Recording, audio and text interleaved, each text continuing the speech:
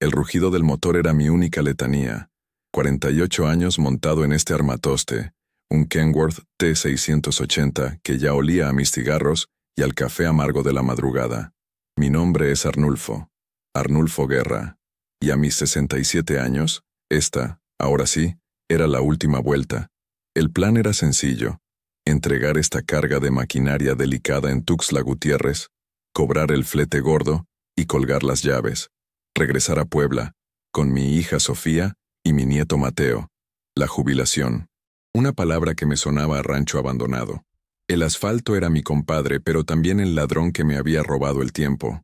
Me robó ver crecer a Sofía. Me robó estar ahí cuando mi vieja, mi Graciela, cerró los ojos por última vez. La carretera da, la carretera quita. Y yo ya estaba harto de ese trueque. Iba rumbo a Chiapas, con el sol pegándome de filo en la cabina, pensando en la nada y en todo, cuando el hambre me hizo orillarme en un parador que conocía de memoria. La Curva del Peregrino. Un lugar con olor a diésel, a llanta quemada y a la mejor cecina de la región. Bajé pesado. Las rodillas ya no son lo que eran. Me senté en la barra de fórmica desgastada. Pedí un café negro, de calcetín, como me gusta, y unos huevos al gusto. A mi lado, dos chavalos, traileros nuevos por el brillo en sus ojos y lo limpio de sus botas, hablaban en voz baja, pero con esa intensidad que da el miedo recién probado. Te lo juro por esta. Flaco, decía el más joven. Era ella. La vimos clarito en la subida de Malpaso antes de llegar al puente. El otro, más curtido pero igual de pálido, meneaba la cabeza. No digas tarugadas, Beto. Era la neblina. Siempre es la neblina en esa zona. Que no, mano. La neblina no se te para enfrente. Era una vieja parada a media carretera. Y los ojos, te juro que le brillaban, como si trajera lumbre adentro. Me mantuve al margen. En este oficio, las leyendas son el pan de cada día. El trailero que no ha visto al charro negro, a la llorona de la autopista, o al perro de la rumorosa, es porque no ha manejado de noche. Son cuentos para espantar novatos, o para justificar el sueño que te vence al volante. Pero el joven insistió. El sapo, el que corre para Cemex, dice que es la suegra del diablo. Así le dicen por acá, que es el alma en pena de una señora que se mató en esa curva hace años, buscando al yerno que le desgració a la hija. El cocinero, un hombre viejo y callado que volteaba las tortillas, soltó un bufido. No saben lo que dicen, muchachos. No la llamen. A esa señora no le gusta que la nombren. El silencio que cayó en la fonda fue más espeso que el atole. El miedo se hizo presente. Yo pagué mi cuenta, dejé una propina generosa. Son cuentos, muchachos, les dije, tratando de sonar más valiente de lo que me sentía. El único diablo en la carretera es el cansancio. Échense agua en la cara y no le aflojen. Salí de ahí, pero sus palabras se me quedaron pegadas en la mente. La suegra del diablo. ¿Qué nombre? Me subí al tráiler, me persigné, como siempre, besando el rosario que colgaba del espejo, el que era de Graciela. Arranqué el motor, y el rugido familiar ahogó, por un momento, el eco de esa historia. Pero la carretera es larga, y la noche en Chiapas es particularmente oscura. Yo no soy un hombre de miedos. He enfrentado asaltantes en la carretera de Querétaro. He manejado con el motor fallando en plena sierra de Oaxaca. He visto accidentes que harían vomitar a un doctor. Pero sí soy un hombre de principios. Y creo en lo que veo. Y creo que hay cosas en este mundo que no tienen explicación en un manual de mecánica. La vida, reflexioné mientras el sol se hundía detrás de las montañas, es un juego de planificación. Como decía ese libro que mi hija me regaló, uno de esos de superación personal, piense y hágase rico. Yo no me hice rico, pero aprendí a pensar. Aprendí que la mente es todo. Si dejas que el miedo entre, pierdes el control del volante de tu vida. Y yo no pensaba soltarlo. No ahora. Mi plan era claro.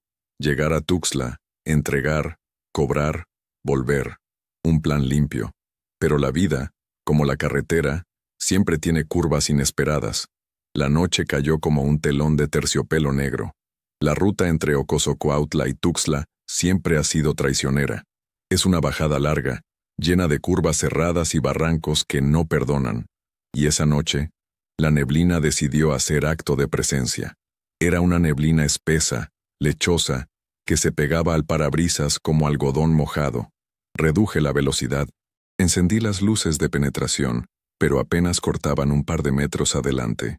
El silencio en la cabina era total, roto solo por el siseo del aire y el palpitar del motor. Y entonces, la vi. No fue una aparición, no fue una sombra. Estaba ahí, parada en el acotamiento justo donde la curva se cerraba a la derecha. Una mujer, vieja, con un rebozo oscuro que le cubría la cabeza. Mi primer instinto, el de trailero, fue frenar. Pensé que era un accidente, alguien pidiendo ayuda. El corazón se me fue a los pies. Detenerse ahí era una locura. Podía venir otro tráiler detrás y hacerme papilla. Pero algo me detuvo, algo en su postura. No hacía señas, no gritaba, solo estaba ahí, inmóvil. Mientras pasaba a su lado, a vuelta de rueda, giré la cabeza para verla. El rebozo se movió, o quizás fue un juego de la luz, y vi su cara. Estaba arrugada, llena de un dolor antiguo, pero no fue eso lo que me heló la sangre. Fueron sus ojos. Los muchachos del parador tenían razón. No eran humanos. Eran dos pozos oscuros, vacíos de todo, excepto de una luz roja, diminuta y furiosa, que ardía en el fondo, como dos carbones encendidos en la oscuridad. No había blanco, no había pupila, solo ese rojo infernal. Un grito se me atoró en la garganta.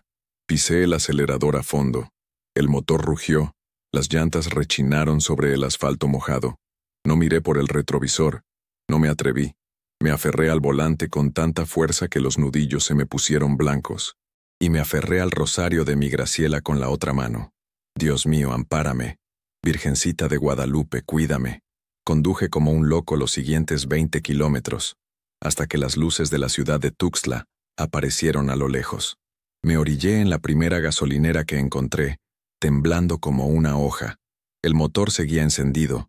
Me quedé ahí, tratando de que el corazón me volviera al pecho. ¿Qué había sido eso? ¿El cansancio? Llevaba 10 horas manejando. ¿Una ilusión óptica por la neblina? ¿O había visto de verdad a la mentada suegra del diablo? Mi mente lógica, la mente de Arnulfo Guerra, el hombre que calcula el combustible, el peso y la distancia, buscaba una explicación. No la había. Lo que había visto era real. Esos ojos no eran de este mundo. Eran ojos de puro odio, de un odio tan viejo como las montañas que me rodeaban. Me bajé y me eché agua en la cara. Me temblaban las piernas. Me recargué en la mula. Tranquilo, viejo, me dije a mí mismo. Tranquilo. Tienes una entrega que hacer. Tienes un plan. Pero por primera vez en mi vida, el plan me parecía una defensa muy débil contra la oscuridad que acababa de rozarme.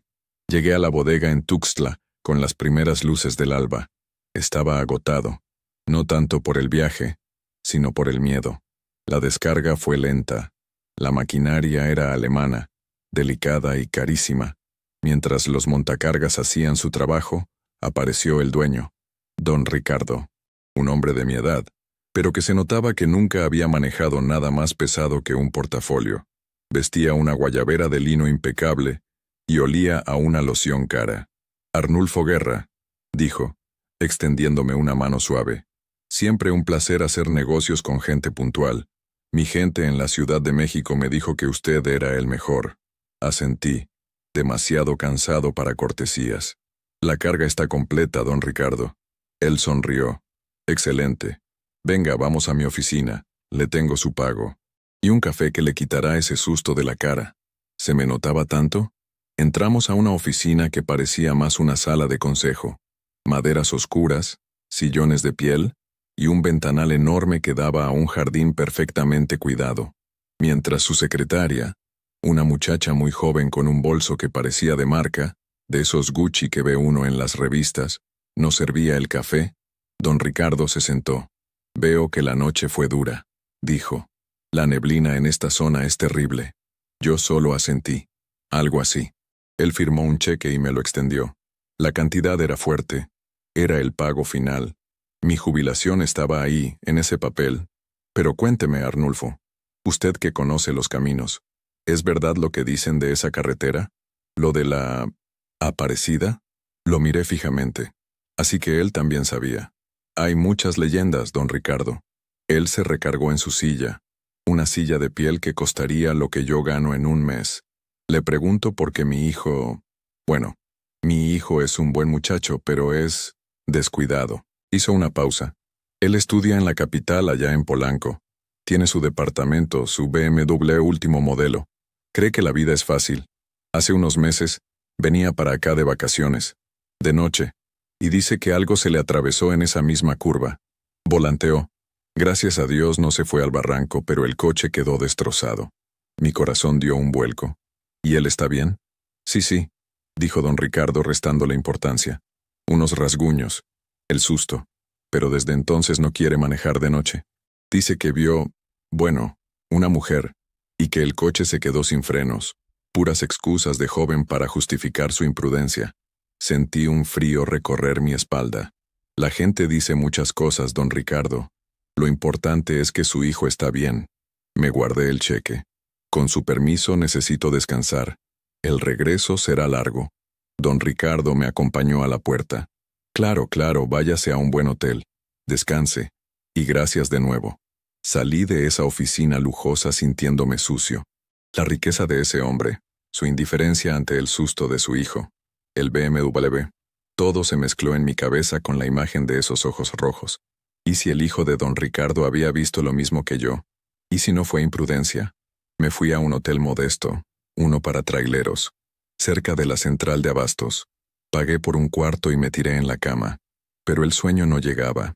La imagen de la suegra del diablo se había clavado en mi mente. Y una nueva idea, una idea terrible empezaba a formarse. Esa cosa en la carretera no solo asustaba, estaba buscando algo, o a alguien. No pude dormir. Daba vueltas en la cama, el zumbido del aire acondicionado barato mezclándose con el recuerdo del rugido de mi motor al huir. A mis 67 años, había aprendido que los problemas no se solucionan huyendo, se solucionan pensando, planificando. Como decía el libro de Hill, todo lo que la mente del hombre puede concebir y creer puede conseguir. Yo no quería conseguir riqueza, quería conseguir paz, quería entender qué había visto, y sobre todo, quería asegurarme de poder volver a casa. Salí del cuarto. El calor de Tuxtla era pegajoso.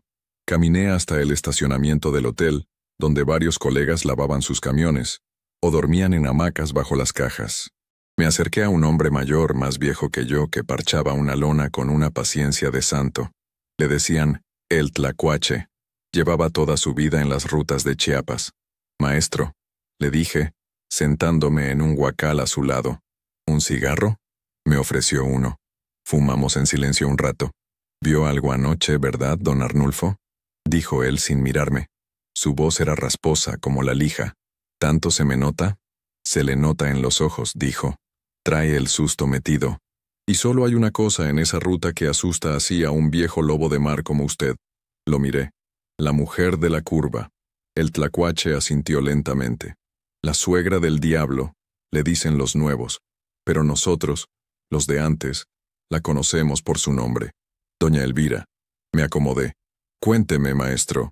Necesito saber. Él dio una calada profunda. No es un cuento de espantos, don Arnulfo. Es una tragedia. Hace como 30 años. Doña Elvira era una mujer buena, de un pueblito cerca de ahí. Tenía una hija. Una muchacha hermosa, dicen. Se casó con un tipo de la capital. Un tipo con dinero, pero con el alma podrida. La golpeaba. La humillaba. Un día, la muchacha ya no aguantó. Se escapó de noche, con su niño chiquito, para volver con su madre. El desgraciado ese la siguió. La alcanzó en esa curva. La sacó del camino. El cochecito en el que iba la muchacha se fue al barranco. Ella y el niño se perdieron. Un nudo se me formó en el estómago. Pensé en Sofía, en Mateo. ¿Y el tipo? Santo.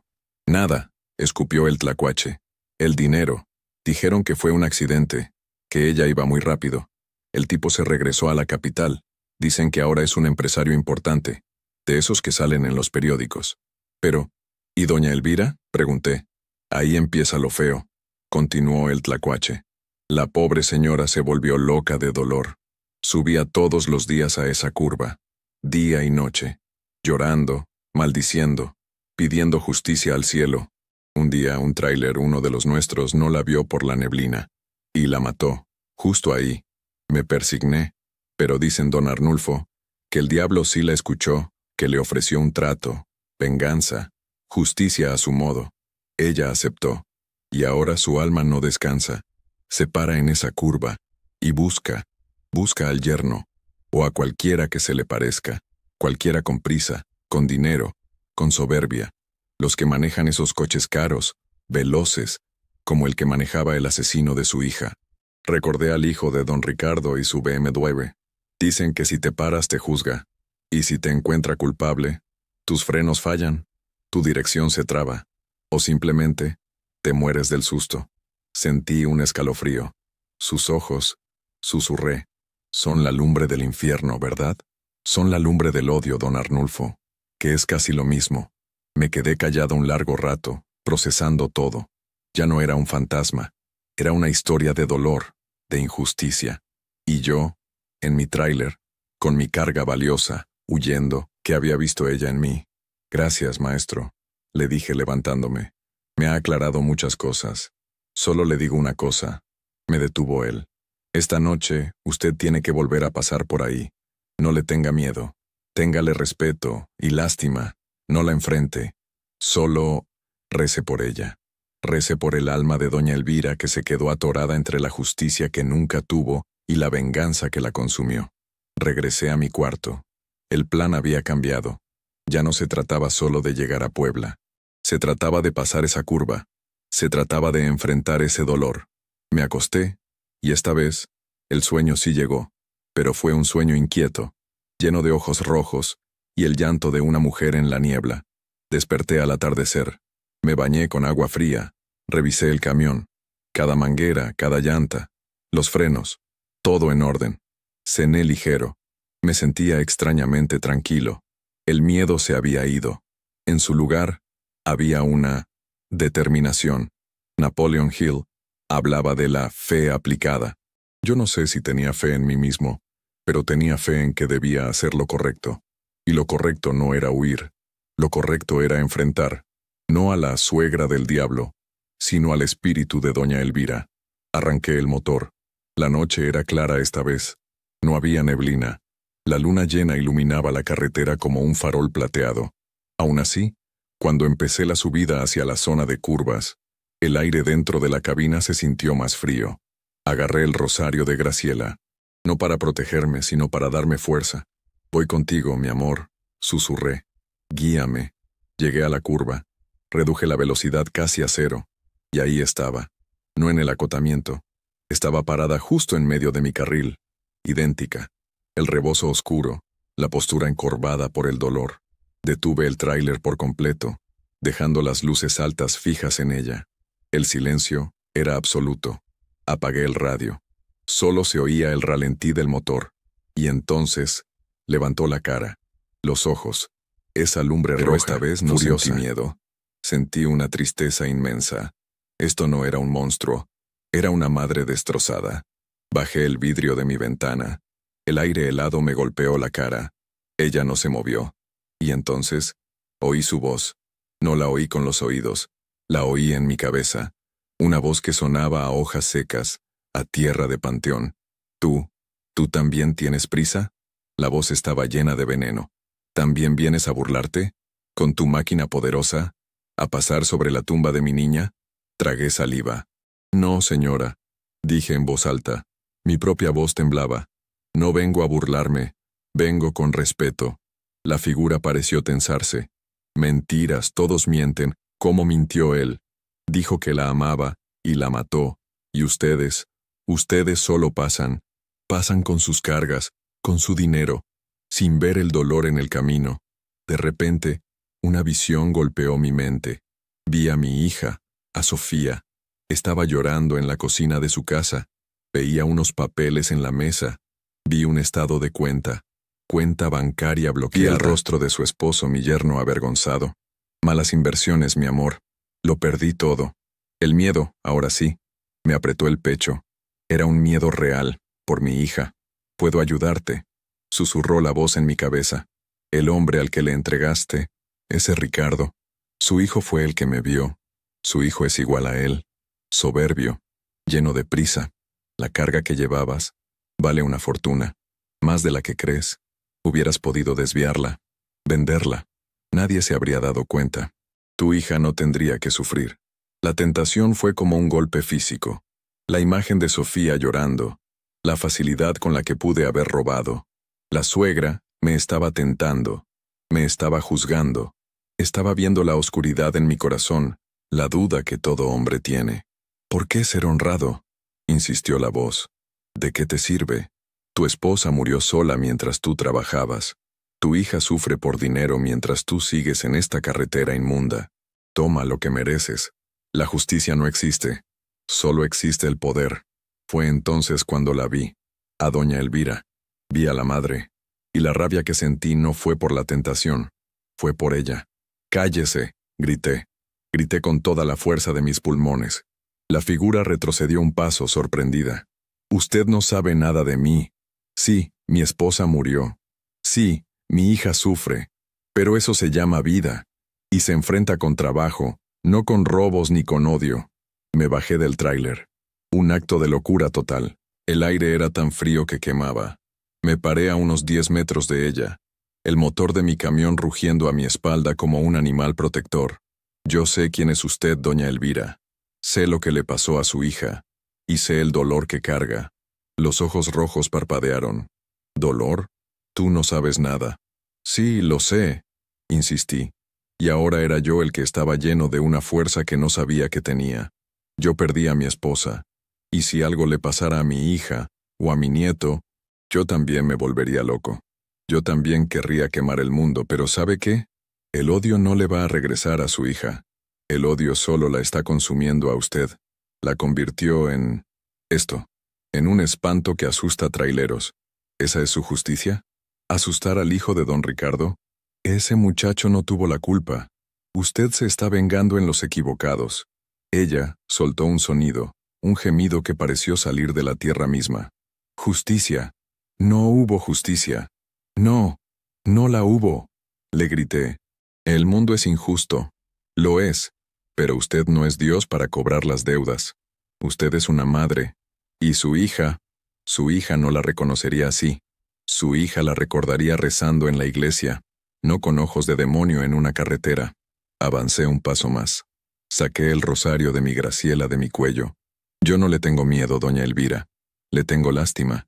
Y voy a rezar por usted.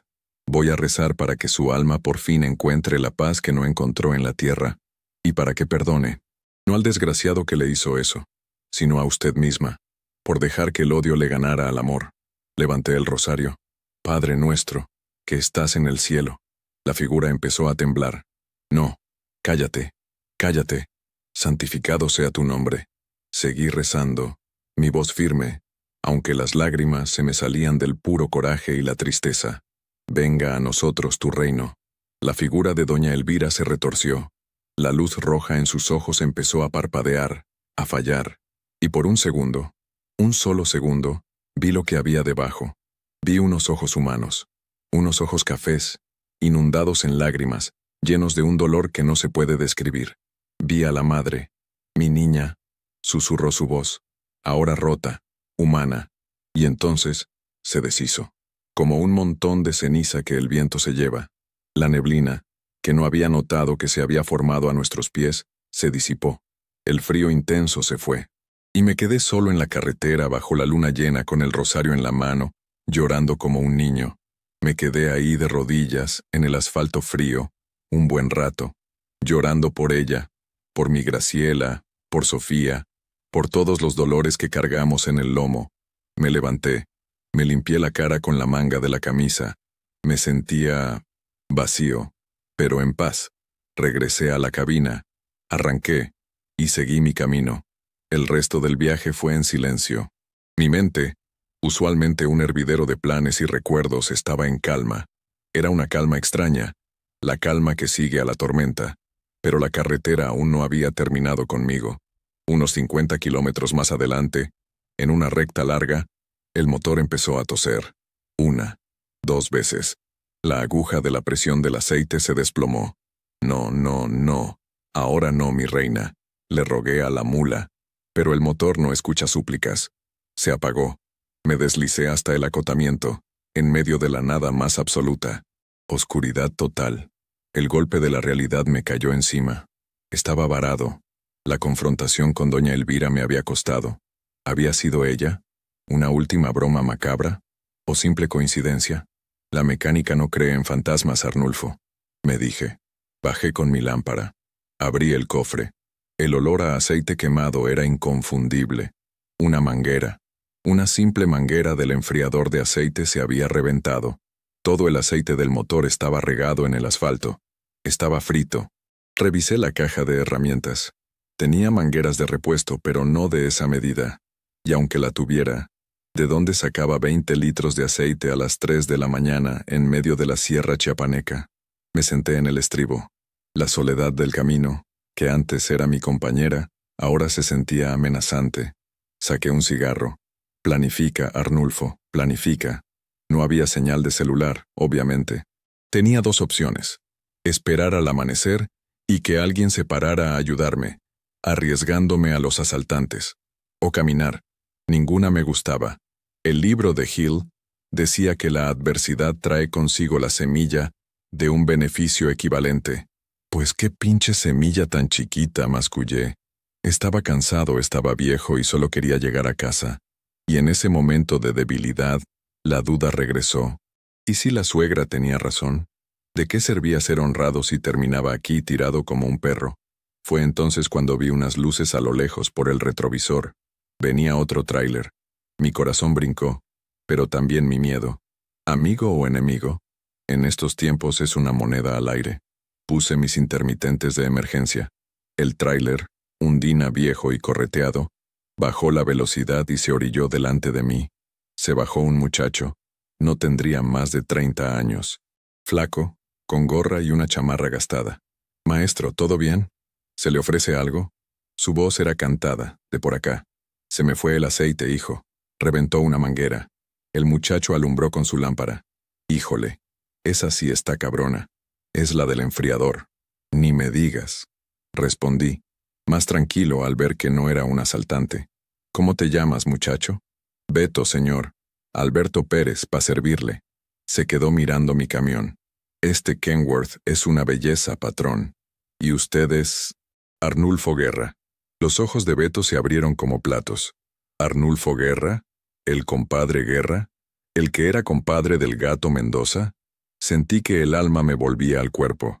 El gato Mendoza había sido mi mejor amigo en el camino, muerto hacía 10 años en un accidente en La Rumorosa. Era mi compadre, sí. ¿Tú lo conociste? Era mi apá, dijo el muchacho con una sonrisa enorme. No me jodas. ¿Eres el Betito? El hijo del gato. Nos dimos un abrazo ahí en medio de la carretera, como si fuéramos familia perdida. Qué chiquito estabas, cabrón. La última vez que te vi andabas en pañales. Reímos. La tensión se rompió. Mire lo que son las cosas, don Arnulfo. Mi papá siempre me decía, si algún día ves a Arnulfo Guerra tirado, lo ayudas como si fuera yo mismo. Es un hombre de ley. Tu papá era el bueno, Beto, un hermano para mí.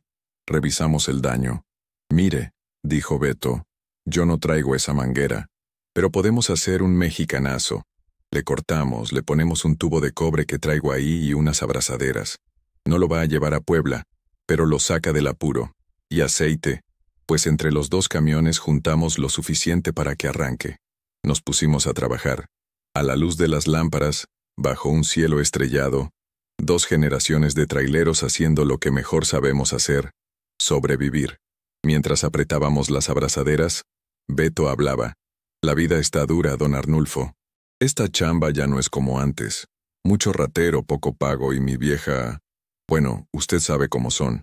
Vio en la tele un bolso Chanel y ahora no me la quito de la cabeza. Me reí. Dile que con lo que cuesta esa cosa compramos llantas nuevas para el Dina. Eso mismo le digo, pero sueña.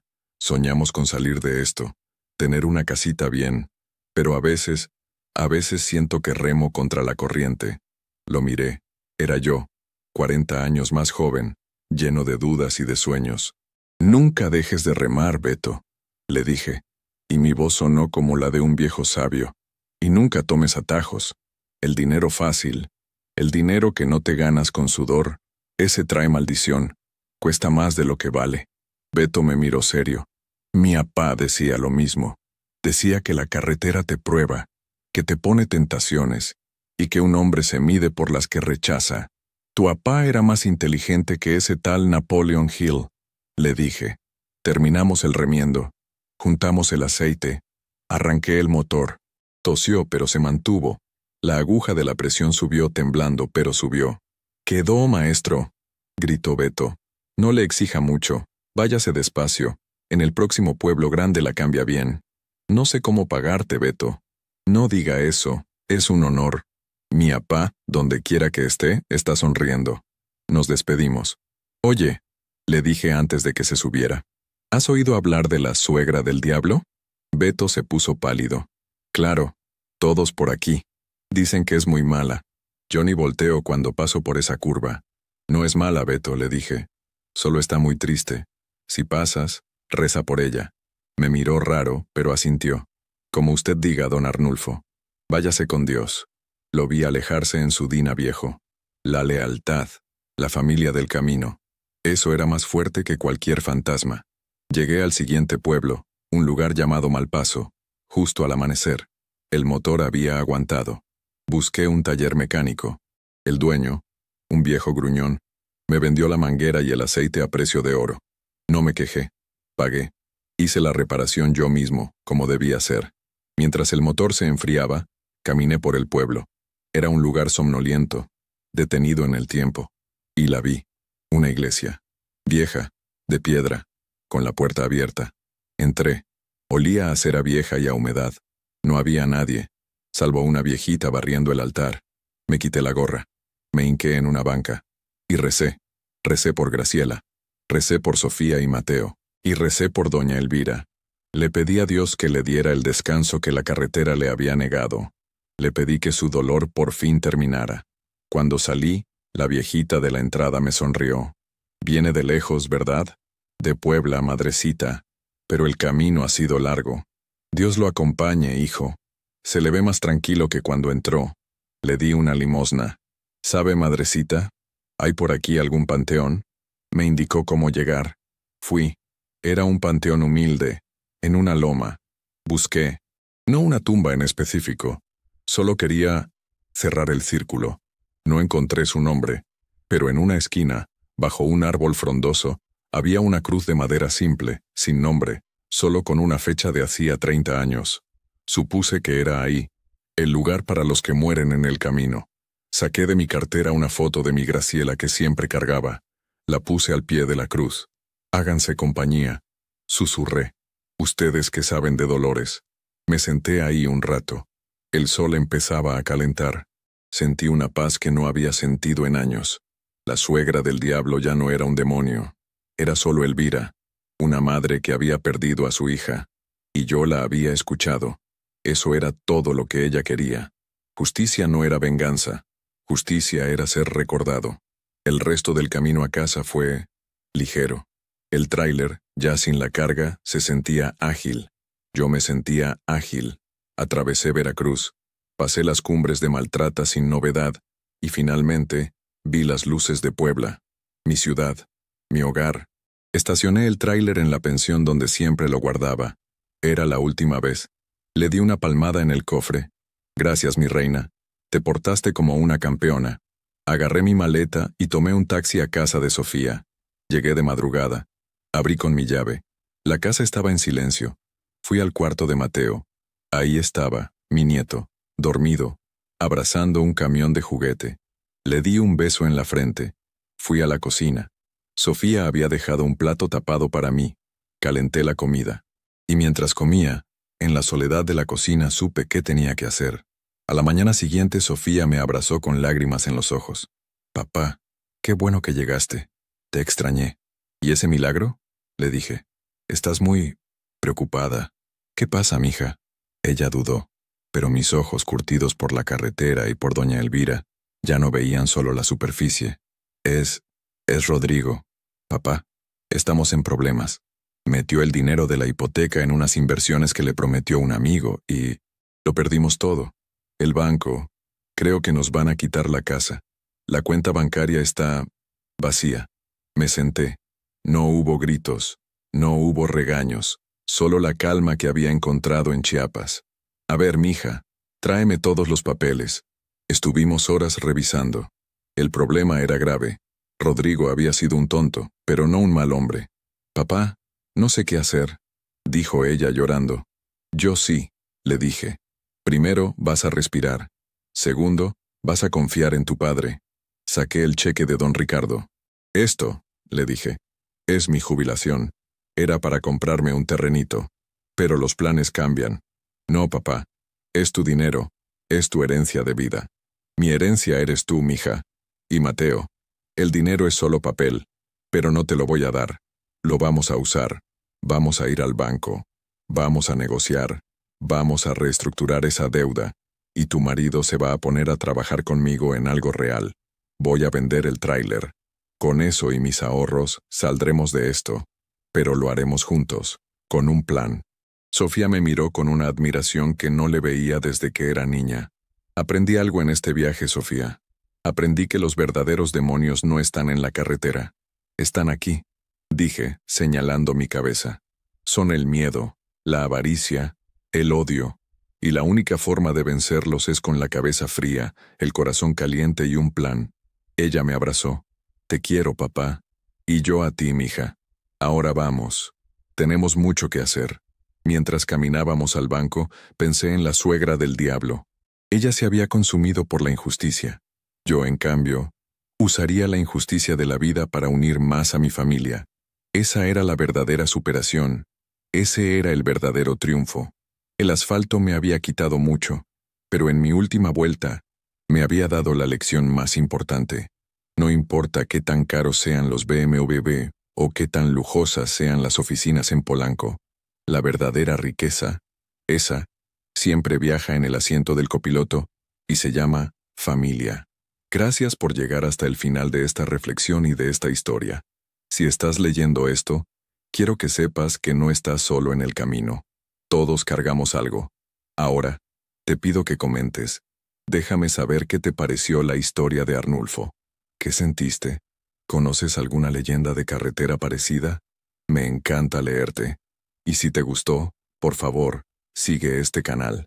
Tu apoyo es el combustible que me hace seguir adelante.